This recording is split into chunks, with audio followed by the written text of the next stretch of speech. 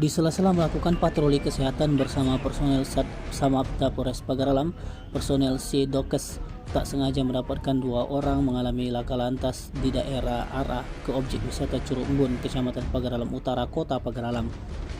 Masih ada korban laka lantas dan mengalami luka. Personel Sidokes Polres Pagaralam langsung memberikan pertolongan.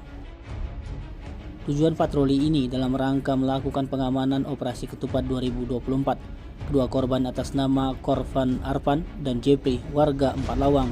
Keduanya mengalami luka dan saat ini tengah dirawat intensif di Rumah Sakit Besema Kota Pagaralam.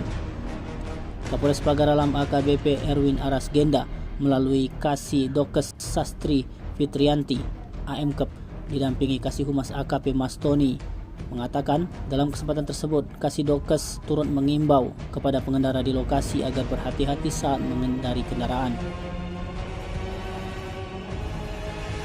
Tim Liputan Sumsel TV melaporkan.